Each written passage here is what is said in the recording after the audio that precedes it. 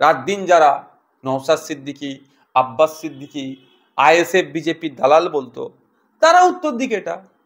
যে সমস্ত মানুষজন ফতোয়া দিত আমাদের বিরুদ্ধে, তারা এখন কি বলবে? কালকে যদি গোবলাই ছেড়ে তৃণমূলে দিলীপ ঘোষ যোগদান করেন, তাহলে তাকে কি গ্রহণ করবেন? সেটাই প্রশ্ন। আমি বলি এর মধ্যে অনেক ইকুয়েশন আছে। একটা ইকুয়েশন হচ্ছে দিলীপ ঘোষ মহাশয় প্রেশার পলিটিক্স করছেন হয়তো। আর একটা ইকুয়েশন, বিজেপি তৃণমূল তো আলাদা নয়, এরা বিজেপি, এদের গোড়া বাঁধা আছে কোথায়? নাগপুরে। নাগপুরের নির্দেশনা যে আরএসএস এর বা বিজেপির কোনো নেতাকে এই জগন্নাথ ধাম উদ্বোধনের সময় উপস্থিত থাকতে হবে, সেই জন্য হয়তো নির্দেশনায় গিয়েছে, নাগপুর থেকে বা কোনো জায়গা থেকে এসেছে সেই জন্য গিয়েছে, এটাও হতে পারে। আর সর্বোপরি আমরা বারবার বলে আসছি, আমাদের আগে থেকে বা আমাদের পরেও অনেকে বলেছেন, যেমন বলেছেন যাই তৃণমূল তাই বিজেপি, যাই বিজেপি তাই তৃণমূল। এবার একটা জ্বলন্ত উদাহরণ আপনাদের সামনে আসলো, মানুষের সামনে। এবার মানুষ দেখুক যে তৃণমূলের অত্যাচারের থেকে বাঁচতে গেলে বিজেপিকে আঁকড়ে ধরলে কি বাঁচা যাবে না, বিজেপির সাম্প্রদায়িক রাজনীতি থেকে বাঁচতে গেলে তৃণমূলকে ভোট দিলে কি এই সাম্প্রদায়িক রাজনীতি থেকে বাঁচা যাবে? মানুষ ডিসাইড করুক। আমি অনুরোধ করবো মানুষের কাছে, 2026 সাল আসছে, কারো প্ররোচনায় পা দেওয়ার দরকার নেই। ধর্মীয় উন্মাদনা ছড়িয়ে বিজেপি তৃণমূল মেরুকরণের রাজনীতি করার চেষ্টা করবে, তাই এদেরকে প্রত্যাখ্যান করুন। অবিজেপি অতৃণমূল শক্তির হাতকে শক্ত করুন এবং এই বিজেপি এবং তৃণমূলকে পরাস্ত করুন। বিরোধী দলনেতা সহ বিজেপির বিভিন্ন নেতারা বারবার ধর্মীয় বিদ্বেষমূলক কথা বলে সমাজে বিষ ছড়াচ্ছে, এ নিয়ে আপনারা কি কোনো আইনি পদক্ষেপ নেবেন ভবিষ্যতে? অলরেডি আমরা অভিযোগ দায়ের করেছি। আমাদের অভিযোগের ভিত্তিতে এফআইআর নাম্বারটুকু দেয়নি এরা, ভাবতে পেরেছেন? এফআইআর নাম্বার পর্যন্ত দিচ্ছে না। কার নির্দেশে দিচ্ছে না? কেন দিচ্ছে না? আরে এফআইআর সরকারের দরকার ছিল, প্রশাসনের দরকার ছিল সুমোটো করা, নিজে থেকে মামলা দায়ের করা পুলিশের। তা না করে আমরা যারা সাধারণ মানুষ, হিন্দু মুসলিম নির্বিশেষে এই সাম্প্রদায়িক কথা বলার চেষ্টা করছে, যারা যারা বাংলায় অস্থিরতা তৈরি করার চেষ্টা করছে, যারা সংবিধানের উপরে প্রশ্ন তুলে দিচ্ছে, যারা ধর্ম নিরপেক্ষতা নিয়ে প্রশ্ন তুলে দিচ্ছে, যারা সমাজতন্ত্রকে নিয়ে প্রশ্ন তুলে দিচ্ছে, তাদের বিরুদ্ধে যখন আমরা অভিযোগ দায়ের করছি, আমাদের এফআইআর নাম্বারটুকু দিচ্ছে না। কারণ কি? আমি বলছি এর মধ্যে কোনো একটা রহস্য লুকিয়ে আছে। প্রশাসন নীরব থেকে, সরকার নীরব থেকে পরোক্ষভাবে যারা এই ধরনের কথা বলছে হয়তো তাদেরকে প্রশ্রয় দেওয়া হচ্ছে। যে প্রশ্রয় কেন দিচ্ছে? যাতে এতে end of the day Trinamool আর বিজেপিরই লাভ হবে। ওই জন্য আমরা দেখলাম বনগাঁতে দুজন হিন্দু যুবক পাকিস্তানি পতাকা একটি বাথরুমের পাশে দেওয়ালে চিপকে দিয়েছে এবং তারা স্বীকার করছে পুলিশের কাছে যে আমরা তার পাশে হিন্দুস্তান মুর্দাবাদ, পাকিস্তান জিন্দাবাদ লাগিয়ে দাঙ্গার পরিবেশ সৃষ্টি করছিল এবং আজ তার জামিন হয়েছে। কি বলবেন বিষয়টাকে নিয়ে? আমি হিন্দু যুবক বলে ওদেরকে মানি না।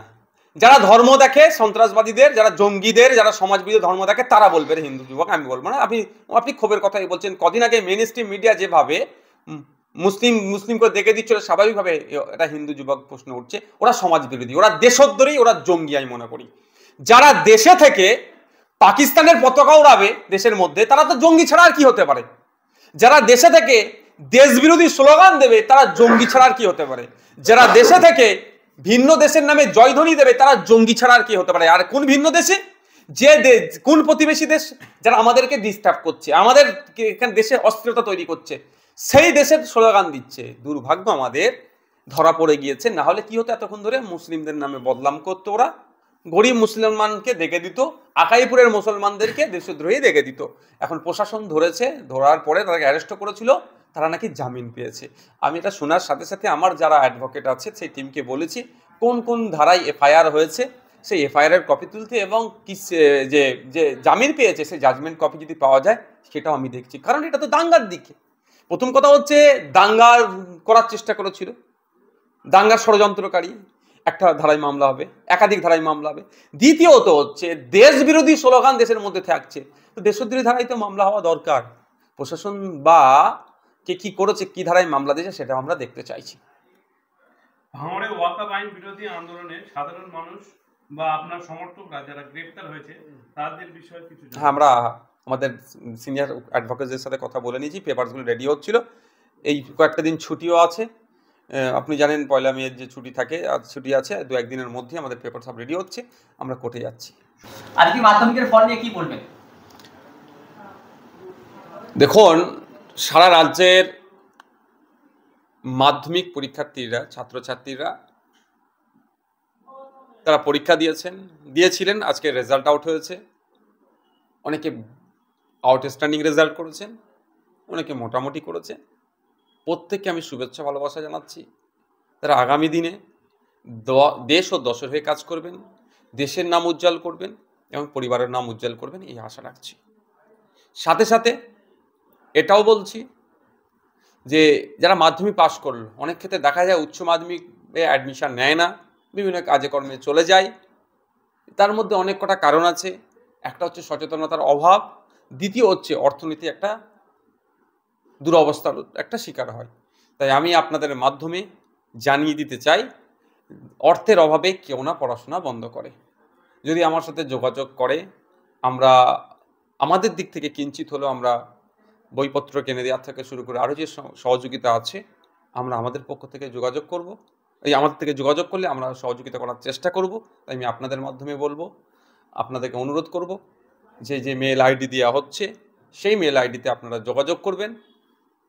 যারা আর্থিক রেজাল্ট ভালো কিন্তু আর্থিকভাবে তারা স্বাচ্ছন্দ্য জায়গায় নাই বা পড়াশোনা চালিয়ে যেতে পারছেন না, তাদের কাছে অনুরোধ, পড়াশোনা বন্ধ করবেন না, আমাদের সাথে যোগাযোগ করুন। যে মেল আইডি দিচ্ছি সেই মেল আইডিতে আপনারা আপনাদের সমস্যার কথা জানাবেন, আমরা নিশ্চিতভাবে আপনাদের পাশে থাকব। আমরা চাই সুষ্ঠু সমাজ গড়ে উঠুক এবং মেধাযুক্তরা যেমন থাকবে, সাথে স্বল্প মেধার যারা আছে তাদেরকেও আমরা এগিয়ে নিয়ে যেতে প্রতিজ্ঞাবদ্ধ। এটা কিনা বা বকলমে চাইছে এই ধরনের ভয়ঙ্কর কথা বললে মুসলিমরা ভয় পাবে, মুসলিমদের ভোট তৃণমূলের কোলে উঠবে। আর জগন্নাথ মন্দির দেখিয়ে হিন্দু ভোট পাবে। মুসলমান ভোটকে অলরেডি পকেটে ভরে নিয়েছে, আর হিন্দু ভোট কিছু দরকার ক্ষমতায় থাকবে, এটা হতে পারে। আচ্ছা ভাইজান, জগন্নাথ মন্দিরের সূচনাকালে দিলীপ ঘোষ এবং মমতা বন্দ্যোপাধ্যায়ের সাক্ষাৎ, এ নিয়ে কি বলবেন? দেখুন, অনেক বলার আছে। রাত দিন যারা নওশাদ সিদ্দিকী, আব্বাস সিদ্দিকী, আইএসএফ বিজেপির দালাল বলতো, তারা উত্তর দিকে এটা। যে সমস্ত মানুষজন ফতোয়া দিত আমাদের বিরুদ্ধে, তারা এখন কি বলবে? কালকে যদি গোবলাই ছেড়ে তৃণমূলে দিলীপ ঘোষ যোগদান করেন, তাহলে তাকে কি গ্রহণ করবেন? সেটাই প্রশ্ন। আমি বলি এর মধ্যে অনেক ইকুয়েশন আছে। একটা ইকুয়েশন হচ্ছে দিলীপ ঘোষ মহাশয় প্রেশার পলিটিক্স করছেন হয়তো। আর একটা ইকুয়েশন, বিজেপি তৃণমূল তো আলাদা নয়, এরা বিজেপি, এদের গোড়া বাঁধা আছে কোথায়? নাগপুরের নির্দেশনা যে আরএসএস এর বা বিজেপির কোন নেতাকে এই জগন্নাথ ধাম উদ্বোধনের সময় উপস্থিত থাকতে হবে। সেই জন্য হয়তো নির্দেশনায় গিয়েছে, নাগপুর থেকে বা কোনো জায়গা থেকে এসেছে, সেই জন্য গিয়েছে, এটাও হতে পারে। আর সর্বোপরি আমরা বারবার বলে আসছি, আমাদের আগে থেকে বা আমাদের পরেও অনেকে বলেছেন, যেমন বলেছেন যাই তৃণমূল তাই বিজেপি, যাই বিজেপি তাই তৃণমূল। এবার একটা জ্বলন্ত উদাহরণ আপনাদের সামনে আসলো।